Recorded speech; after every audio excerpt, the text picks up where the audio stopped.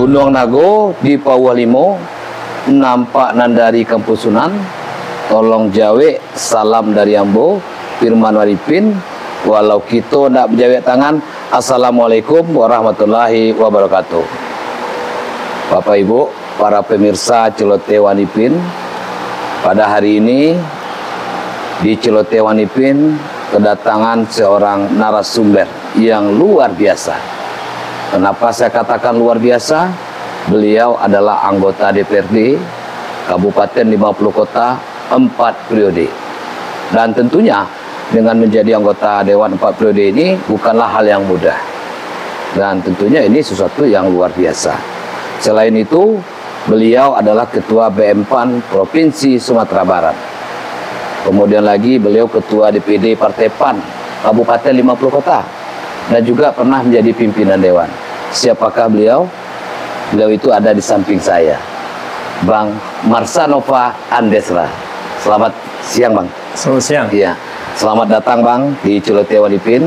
Ya. Dan ini adalah sesuatu yang luar biasa. Saya bisa duduk bersamaan dengan anggota DPRD Kabupaten 50 Kota 4 periode. 4 kali 5, 20 tahun. 20 ini tahun. bukan waktu yang singkat, Bang. Ya. Jadi Bang Marsanova Andesra ini panggilan lengkap, panggilan akrabnya adalah Andes. Andes. Iya, Bang Andes? Andes. Iya. Gini, Bang Andes. Saya mau bertanya ke Bang Andes ini. Bang Andes menjadi anggota DPRD 4 periode ini tentulah bukan hal yang mudah. Dan yang saya tanyakan ini, apa rahasianya Bang Andes bisa terus bertahan di tengah konstituennya Bang Andes yang selalu nama Bang Andes tentu di hati mereka. Silakan Bang Andes. Oke. Bismillahirrahmanirrahim. Assalamualaikum warahmatullahi wabarakatuh. Waalaikumsalam. Selamat siang bagi penggemar dan simpatisan Celoteh Wanipin. Celoteh Wanipin yang selalu setia bersama acara-acara Wanipin. Semoga acara ini tetap eksis ke depannya dan membumi untuk masyarakat Sumatera Barat pada khususnya. Baik, apa yang dipertanyakan oleh Wanipin tadi sebetulnya itu adalah anugerah dari Allah. Apa resepnya? Sebetulnya tidak ada resep. Tapi yang terpenting itu adalah kita melaksanakan sesuatu itu punya niat di hati dulu. Kita kalau berbuat itu kita mengutamakan apa? Tentu kalau berbicara anggota DPRD, dia akan berbicara ke hatinya dulu. Dia akan berbuat untuk masyarakat banyak. Iya. Jangan berpikir untuk ini untuk saya, ini untuk saya, tidak. Jadi saya beranjak dari zaman reformasi 99-2004, alhamdulillah diberi amanah oleh masyarakat 50 Kota pada waktu itu termasuk anggota Dewan Termuda di 50 Kota, dan waktu itu saya juga barisan muda untuk 50 Kota. Kemudian diajak oleh mantan wali kota Pamirasat waktu itu, kamu maju DPRD 50 Kota, karena kita dari kecil juga keinginan apa kita, organisasi ini kita geluti semuanya, mulai dari pemuda-pemuda di kampung. Waktu itu saya tinggal di Kotonan Gadang, Rekumbu, bergelut di situ. Kemudian di mahasiswa juga di Fakultas Hukum Unan, termasuk salah satu di Senat Mahasiswa. Dari situlah saya beranjak dan mencoba mencari diri saya itu. Saya akan berbuat untuk lebih banyak, untuk berbuat untuk masyarakat dalam tataran kita berkecimpung dalam kebijakan-kebijakan umum untuk masyarakat.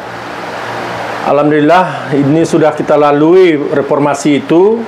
Kemudian masuk pada tahap kedua 2004-2009.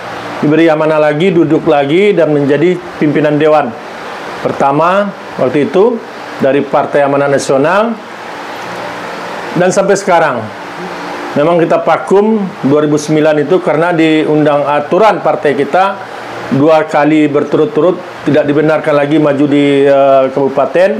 Kemudian saya kembali berkiprah di pengacara saya, sebab saya dari Fakultas Hukum itu 1915 ya, saya tamat, saya berkecimpung di pengacaraan. Kembali saya di pengacara 2009 itu sampai 2014. Kemudian saya coba lagi di provinsi namun gagal. Akhirnya disuruh lagi maju di kabupaten dari Partai Amanat Nasional juga. Dan duduk, kemudian kemarin terakhir 2024, insya Allah kalau ada kesehatan diberi Allah, kita akan dilantik pada 6 Agustus. Maka berarti Bang Andes duduk lagi ya? Duduk lagi. 2024, 2029. Ya. Kembali pada pertanyaan Wanipin tadi, apa kiat-kiat dan resepnya? Iya, betul. Seperti yang saya sampaikan tadi, pertama tanya diri kita, hati kita. Kalaulah kita jadi public figure, kita diberi amanah oleh rakyat, untuk siapa kita? Ya untuk rakyat. Bukan untuk kelompok, bukan untuk diri kita, untuk keluarga kita, tidak. Jadi kebijakan-kebijakan yang kita keluarkan, kebijakan yang kita ciptakan, kita jalankan, haruslah kebijakan untuk masyarakat banyak. Tidak untuk kelompok ya? Bukan untuk kelompok, bukan untuk keluarga, bukan untuk pribadi. Itu yang terpenting dulu. Karena kita adalah diberi amanah oleh rakyat, tentu apa yang kita lakukan adalah untuk rakyat. Iya. Sehingga setiap keputusan kita, setiap ucapan kita, sumbernya, gunanya adalah untuk rakyat. Dan itu kita jalinlah dengan konstituen kita, dengan pemilih kita, dengan masyarakat sekitar kita, terutama di pemilih kita. Dan berapa kelompok, misalnya kelompok Yasinnya ada, kelompok Bunda Kanduangnya ada, kelompok Kannya ada, itu kita bina selalu. Sehingga nanti kalau kita butuh mereka, kita tinggal lagi minta mohon bantuan. Karena sebelumnya kita sudah memberikan apa yang mereka minta dan apa yang mereka inginkan kita berikan melalui pokok-pokok pikiran yang ada di DPRD. Nah, itu yang terpenting. Itu Wanipin. Itu Bang. Jadi artinya kembali ke niat awal ya Bang. Niat awal kita. Niat lewat jadi dewan itu apa? Kalau Bang Andes tertangkap oleh saya, Bang, bagaimana Bang Andes ini bisa bermanfaat untuk banyak orang? Banyak orang, insya Allah. Insya Allah. Kan itu yang saya tangkap. Insya Allah. Bang Andes kan pernah 2 periode nih, dari 99 ke 2004, 2009. Dan Bang Andes kabarnya juga mencoba maju sebagai DPRD Sumbar. Tapi gagal ya? Gagal. Nah, itu gimana tuh Bang?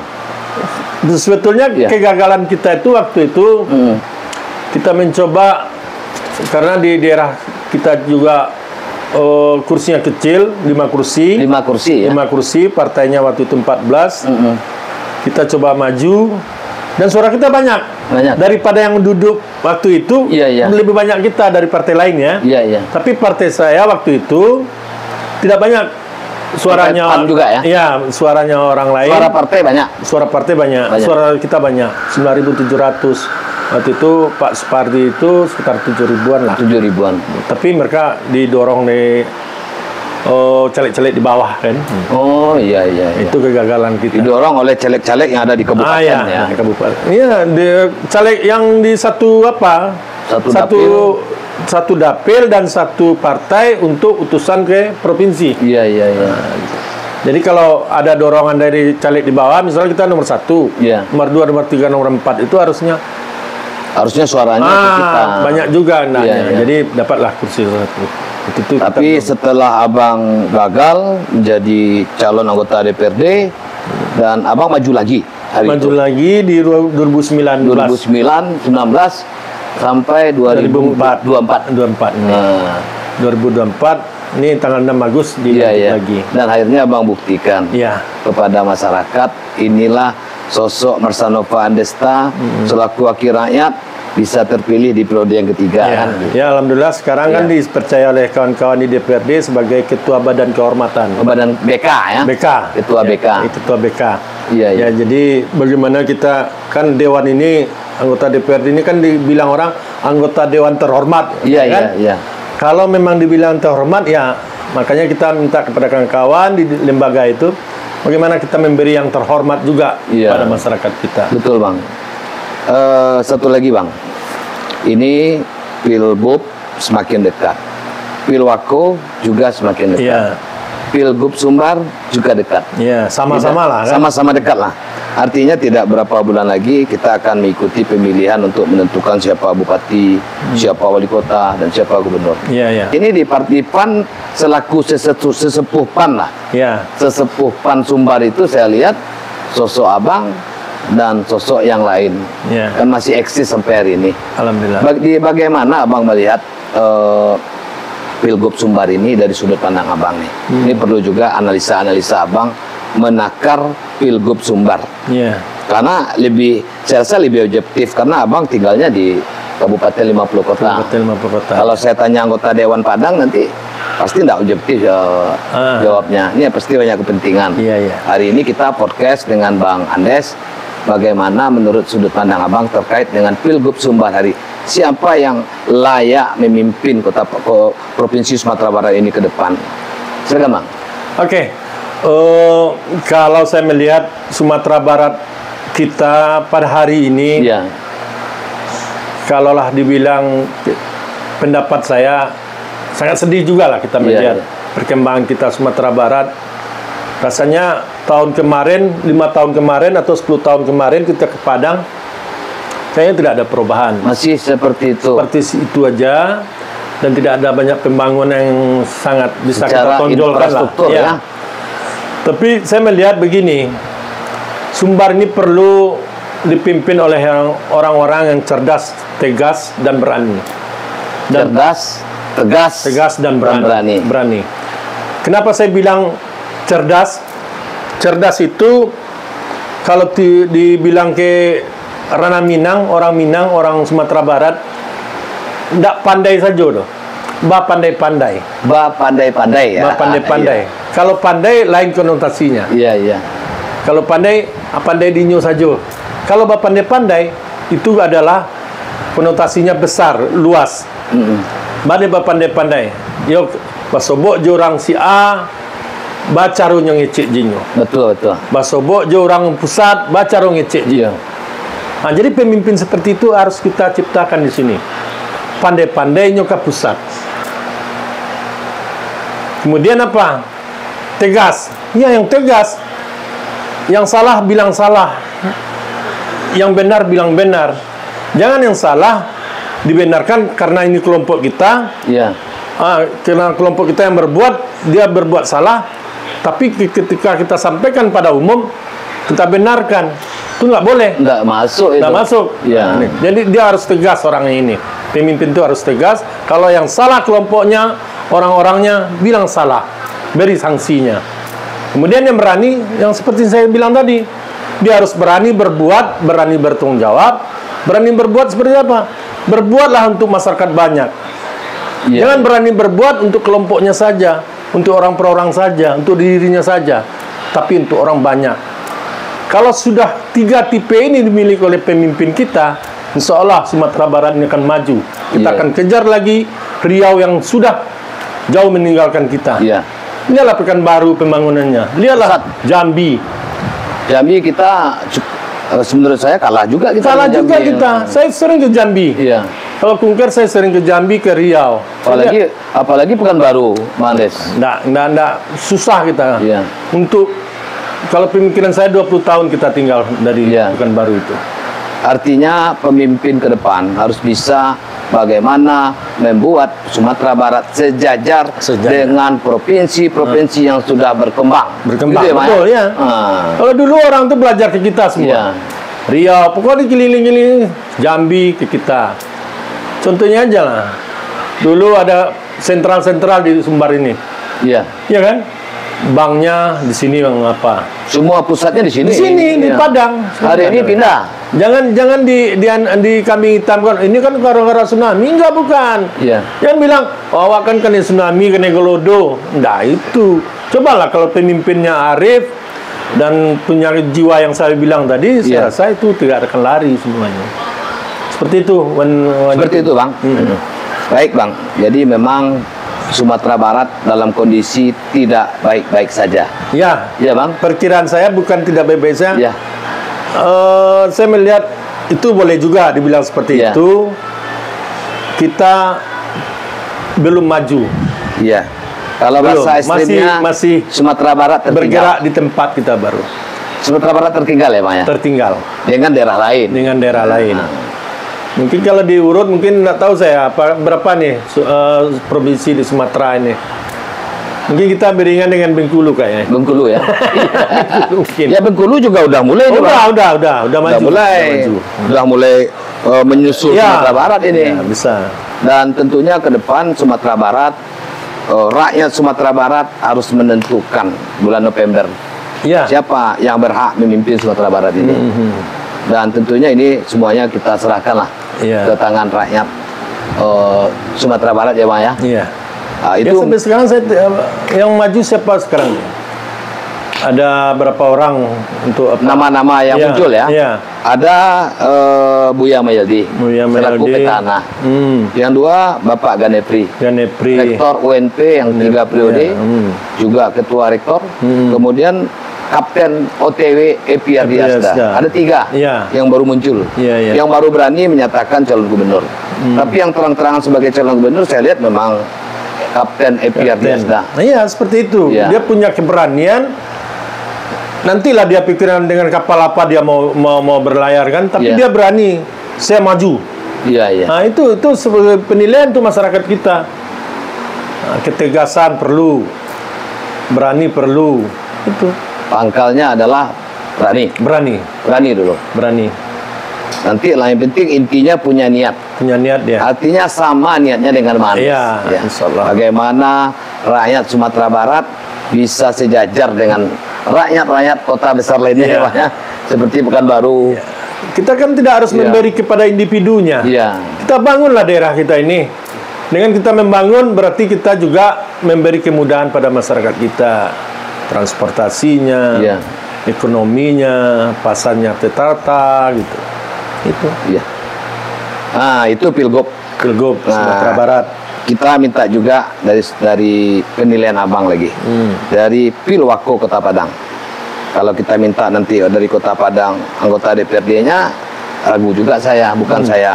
Karena ini kepentingan. Iya. Karena masalah politik kan. Tapi kalau Jelaslah Abang, dia akan memaparkan Iya. daerahnya sendiri. kalau kan? abang kampungnya di 50 kota. 50 kota Payakumbuh. Tinggal Payakumbuh. Payakumbuh. Nah, tentu lebih Abang melihatnya tentu lebih dalam objektif lah. Iya. Menurut pandangan Abang, Pilwako Padang seperti apa menurut sudut pandangnya seorang Bang Andes ini? Ya. Saya melihat Padang ini seperti hal juga saya berbicara Sumbar tadi. Iya. Kita butuh figur-figur yang berani, tegas, dan dia siap untuk memajukan daerah ini, Padang ini. Dan satu hal, Padang adalah instalasinya Sumatera Barat. Iya, etalasenya Sumatera Barat. Dan itu butuh pemimpin sesuai dengan kriteria saya tadi. Ada 3 tadi. Tegas, berani. Satu lagi apa tadi? Cerdas. Ya. Nah, kita butuh ini. Ketiga-tiga ini kalau kita punya, saya yakin dan percaya tidak saja Padang akan terhimbas dengan kepemimpinannya, tapi Sumatera Barat ikut terangkat. Mengimbas. Ya, terangkat mengimbas, oleh ya. cara-cara kepemimpinan seorang pemimpin daerahnya, wali kotanya. Wali kota. Ya. Hari ini kita melihat calon wali kota itu mulai mengerucut. Ya. Ada 4 nama. Ya. 4 besar namanya yang muncul, seperti ada Fadli Amran, ada Eko Salbar, ada Muhammad Iqbal PKS, Ya. dan kemudian ada petahana Edi Septa. Ini 4 calon, Bang. Ya. 4 calon yang akan bertarung nantinya. Bisa jadi 4 pasang, Ya. bisa jadi juga 3. Tentu melihat perkembangan selanjutnya. Iya. Gimana menurut Pak Andes ini? Keempat-empatnya anak muda ini ya. Anak muda. Anak muda. Saya tahu persis itu Iya. empat anak muda. Dan saya melihat satu sisi kita harus melihat perjalanan Iya. seorang pemimpin itu dari mana gitu. Mulai dari keluarganya, mulai dari hidupnya dulu. Kita harus bisa melihat. Bagaimana saya bilang seperti itu? Seseorang akan bisa dikatakan seorang pemimpin kalau dia sudah, kalau orang kampung Ambo bilang, berdarah-darah lah dulu untuk mencapai kesuksesan itu. Jangan hanya menerima, kemudian kamu besar karena penerimaan dari orang lain. Tahu maksud saya tadi? Jangan hanya menerima dari apa yang diberi orang, tapi berbuatlah dari keringat, dari tenaga kamu sendiri untuk mencapai kesuksesan itu. Berarti dalam artiannya tagak di kaki seorang kok, Bang? Tagak di kaki seorang, Iya. mandiri dia. Mandiri, ya? Mandiri dia dari awal. Nah, saya melihat di sosok itu, bukan saya karena pernah dengan Ecos, karena Ecos Halbar ini saya tahu. Saya dulu di Payakumbuh, saya tahu persis beliau ini. Beliau adalah seorang lelaki yang waktu sekolahnya dia ditinggal oleh orang tuanya. Jadi Pak Ecos semasa kecil orang tua nggak ada? Waktu sekolah udah meninggal orang tuanya. Yang wanita atau bapak-bapak? Bapaknya. Jadi, ayahnya ya? Kepala keluarganya. Jadi di situ saya melihat setelah dia sekolah SMA, dia merantau, akhirnya muncul aja namanya. Jadi pengusaha dia. Dan beberapa kawan-kawan coba mendatang beliau. Dulu pernah juga maju di DPR RI. Iya. Nah, DPR RI. Mungkin garis tangannya itu belum di DPR RI itu. Dari situlah kita melihat perjuangan dia, kemandirian dia, bagaimana dia mencapai kesuksesan itu. Berdarah-darah ya? Berdarah-darah dia dulu. Jadi kalaulah orang pemimpin itu mulai dari bawah, dia mencapai kesuksesan itu dan berhasil, saya rasa dia akan kuat. Berarti itulah, dia tidak akan cengeng. Itulah pemimpin sejati. Itulah pemimpin yang harus kita beri amanah. Dan kemudian dengan kriteria saya tadi, dia cerdas kok. Anak ini cerdas anaknya. Karena cerdasnya itulah dia punya berapa perusahaan yang dia bawai sebagai direktur. Kan saya juga heran kenapa dia mau ke Padang. Sementara di Jakarta dia punya jabatan direktur, ada 8 direktur dia punya. Kabarnya kemarin setelah dia maju di wakil wali kota, itu dia tinggalkan. Dan hari ini dia maju ke wali kota, dan itu juga dia tinggalkan. Nah, jadi anak ini, sosok Ecos Halbar ini adalah sosok pemberani. Itu dengan beraninya dia tinggalkan semua kemewahan, semua jabatan, tapi dia pingin Padang ini akan lebih baik, akan lebih maju. Iya. Nah, karena dia sudah mencoba di daerah-daerah lain, dia melihat kemajuan ibu kota provinsinya cukup menonjol. Dan itu 1 tahun dia sebagai wakil wali kota, kata orang nih. Iya. Dan saya juga merasa, karena saya selalu ke Padang ini. Jadi Bang Ade sering ke Padang ya? Sering ke Padang saya. Maka saya sering ke pasar, kawan-kawan saya banyak juga di pasar raya itu. Dari itu muncullah keinginan masyarakat itu untuk bisa mengusung Ecos, bisa memajukan Ecos, bisa memberi dukungan sepenuhnya untuk Ecos. Kepada Ecos ya? Ecos Halbar. Saya melihat seperti itu. Iya. Jadi dia punya keberanian, punya ketegasan, dan dia punya apa yang saya bilang tadi, kemandirian dia. Iya. Jadi dia tidak cengeng. Satu lagi, beliau berani keluar dari zona nyaman ya. Artinya zona nyaman sebagai direktur. Kalau untuk dirinya saya rasa 8 perusahaan ya. Artinya kalau menurut kita untuk Pak Ecos, untuk pribadi udah cukup. Udah cukup untuk anak, untuk keluarga udah cukup. Udah lebih-lebih. Berarti ini boleh dikatakan panggilan hati beliau. Panggilan hati beliau karena dia sudah mencoba 1 tahun ini. Perlu banyak perubahan di daerah Padang ini. Perlu harus ada kemajuan. Perlu ada keberanian dari seorang pemimpin. Iya. Mudah-mudahan perjalanan Pak Ecos dilancarkan. Ya, karena saya melihat tokoh-tokoh muda itu harus kita tonjolkan. Iya. Harus kita tonjolkan untuk memimpin daerah ini. Betul, Bang. Harus yang muda, yang cerdas, yang berani dan mandiri. Tidak cengeng. Iya. Tidak cengeng, tidak plongo-plongo. Nah, itu yang terpenting. Soalnya kita jadi wali kota ini kan datang tamu dari pusat. Kalau tidak bisa mengikuti itu gini aja kita. Jangan jangan seperintah orang lain pula. Siapa tamunya? Tanya dulu Bapak, tanya dulu Pak. Jangan, harus berani bertindak. Harus berani. Iya. Jadi dengan siapapun orangnya berbicara masuk. Masuk. Iya. Kan begitu nak Bang Des? Iya, kalau di tempat saya harus ada 3 hau lah. Iya. Kalapau, kasurau, kadangau. 3 hau ya? 3 hau. Kata saya bahasa Inggris tadi. Hau ini hau. Rupanya kalapau. Ya diajak ke Mas Haji jadi bisa lo. Kalapau bisa lo. Alay, kadangau, ya ke masyarakat, ke rumah-rumah masyarakat. Boleh. Jangan mentang-mentang dia menjabat, dia pejabat nggak datang ke rumah masyarakat. Nggak boleh seperti itu. Oh, mentang-mentang dia pejabat, malewat duduk di dalam lapau. Kita di lapau itu kan tidak harus main koa. Duduk, ngopi, minum kan, bayarkan orang. Ngopi gak sekare. Ngopi steak ya kan? Iya, kopi steng. Kopi steng. Kopi steng orang lapau Jawa. Nyambung. Jadi nyambung dengan masyarakat kita. Dengan orang lapau jadi Mas Haji jadi. Ya, seperti itu mau Ipin. Begitu ya, Pak ya.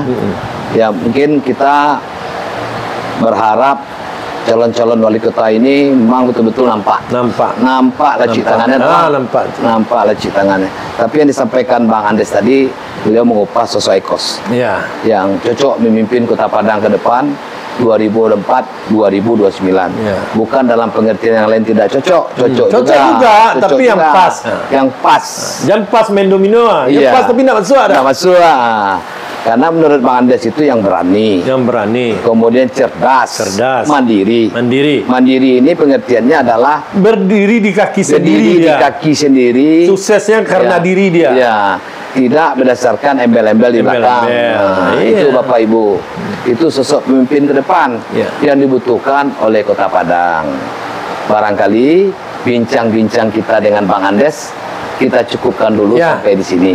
Lain waktu kita akan datang ke Payakumbuh atau 50 kota. Siap, kita tunggu. Bapak Ibu yang luar biasanya Bang Andes ini tinggal di Payakumbuh, duduk jadi dewannya di 50 kota. Ini hebatnya. 4 periode lagi. 4 periode. Karena Payakumbuh 50 kota itu sebetulnya satu. Karena luak 50 kecil orang. Luak nan bungsu. Jadi berdekatan. Dulu kan 50 kota ini ibu kotanya Payakumbuh. Setelah kita duduk 99-2004 kita nyatakan kita pindah ke Sari Lama. Itu periode kita. Itu periode Abang itu kawan-kawan wartawan tahu tuh bagaimana kita berjuang untuk pemindahan ibu kota sampai 2002 baru keluar PP-nya kita pindah. Jadi disitulah adanya kabupaten 50 kota punya ibu kota. Jadi itu Wan Ipin, saya terima kasih atas bisanya berdialog dengan Wan Ipin. Selama ini kan saya dengar namanya aja dari masyarakat. Ternyata ini orangnya punya ciri khas, kayak Karni Ilyas juga ini saya lihat kan. Mana tahu nih ke pusat nanti ada lagi acaranya Wan Ipin katanya. Jadi anak-anak kira bukan Ipin ya kan? Wan Ipin. Jadi terima kasih, mohon maaf kepada kita semua, pada pihak-pihak tertentu kalau ada yang salah dalam penyampaian tadi, bukan bermaksud ada singgung-menyinggung, tidak. Tapi itu adalah apa yang saya sampaikan tadi adalah dari hati saya, dan keinginan ini adalah keinginan dari beberapa masyarakat yang saya temui. Karena saya di luar dari sini. Saya kan daerah saya di 50 kota, bukan di sini. Tapi saya selalu bertemu masyarakat. Selalu mendengarkan apa yang disampaikan oleh masyarakat Padang. Karena Bang Andes ini betul-betul dekat dengan konstituennya. Insya Allah. Kita selalu jaga hubungan baik dengan masyarakat kita. Mungkin barangkali Bapak Ibu, kita tutup saja dengan pantun. Naik oto ke Padang Panjang, baputa jalan ke Padesike, meneruh balam tigo gayo, kok dirantang namanya panjang, elok dipunta nanya singke, ambil saja nampak gunung. Burung Irian Cendrawasih, cukup sekian. Terima kasih. Assalamualaikum warahmatullahi wabarakatuh. Terima kasih Bang Andes. Sukses selalu buat Bang Andes. Amin. Terima kasih. Siap.